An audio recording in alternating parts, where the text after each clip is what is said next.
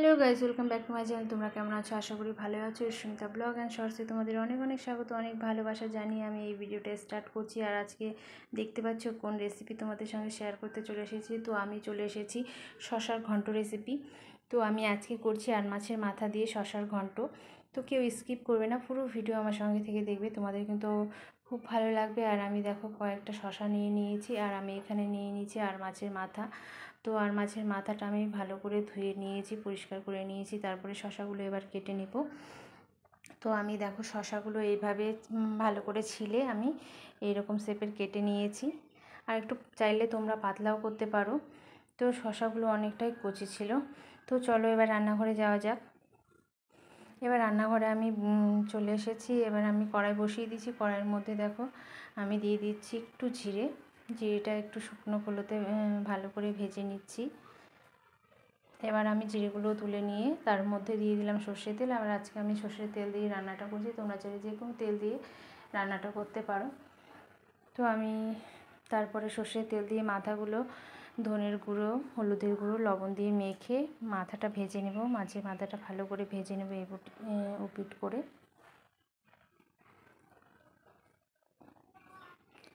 তো তোমরা কিন্তু অবশ্যই এই রেসিপিটি একবার হলেও ট্রাই করবে, তোমাদের কিন্তু খুব ভালো লাগবে। তো আমি এইভাবে মাছের মাথাগুলো ভালো করে ভেজে নিচ্ছি।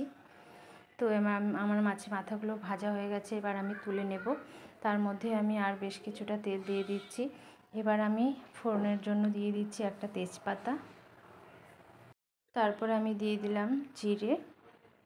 এবার আমি দেখো কয়েকটা কাঁচা লঙ্কা আর আদা বাটা দিয়ে দিলাম। এবার এটাকে আমি ভালো করে ভেজে নেব। এই মশলাটাকে একটু ভালো করে ভেজে নেব,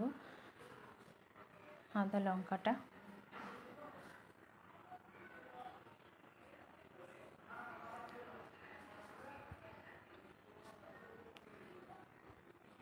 তো আমি এইভাবে হালকাভাবে বেশ কিছুক্ষণ কষানোর পরে দেখো এবার আমি কেটে রাখা শশাগুলো দিয়ে দেব।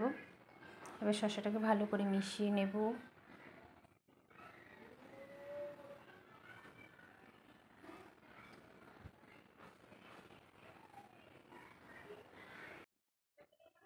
তারপরে আমি দেখো দিয়ে দিচ্ছি পরিমাণ মতো লবণ। আমি কিন্তু অল্প করেই করছি, আমি 5টার মতো শশা নিয়েছিলাম, তোমরা চাইলে যে কোনো পরিমাণে করতে পারো। তারপরে আমি দিয়ে দিলাম পরিমাণ মতো হলুদ। এবার আমি ভালো করে মিশিয়ে নেব। মিশানোর পরে আমি বেশ ঢেকে তো গাইস আমি এইভাবে ঢেকে বেশ কিছুক্ষণ কষিয়ে নেব। এভাবে ঢেকে করলে কিন্তু অনেকটা নরম হয়ে যাবে।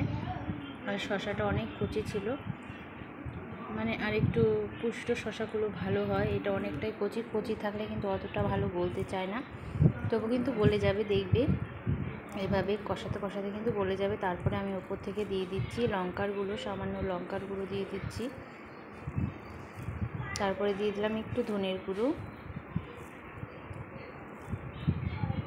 এবার আমি দিয়ে দিচ্ছি একটু জিরের গুঁড়ো। অল্প করেই দেবো, কারণ আমার একদম অল্প মানে শশা আছে, ওই জন্যই আমি অল্প মশলা দিয়ে কিন্তু করছি। তো এভাবে মিশিয়ে নেব ভালো করে। দেখো আমার মোটামুটি কষানো হয়ে গিয়েছে।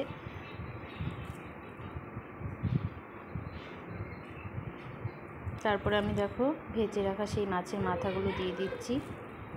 এবার মাথাটাকে ভালো করে মিশিয়ে নেব, একটু ভেঙে দেবো, খুন্তির সাহায্যে একটু ভেঙে এইভাবে দেব। তারপর আমি দিয়ে দিচ্ছি এই 1 চামচের মতো চালের গুঁড়ো। তোমরা চাইলে এটা কিন্তু জলের মধ্যে গুলেও দিতে পারো, তো আমি গুলে দিলাম না, আমি এইভাবেই ওপর থেকে দিয়ে দিলাম। তার উপরে জল দিয়ে দিলাম। এবার ভালো করে মিশিয়ে নেব। জল কিন্তু অল্পই পড়বে, যাতে গা মাখা হয়ে যায়। তো এইভাবে ভালো করে মিশিয়ে 2-3 মিনিটের মতো আমি ফুটিয়ে নেব। তো আমি ভাবলাম যে আমার একটু জল কম হয়ে গিয়েছে, আমি আবার একটু জল দিলাম। এবার ভালো করে মিশিয়ে নেব।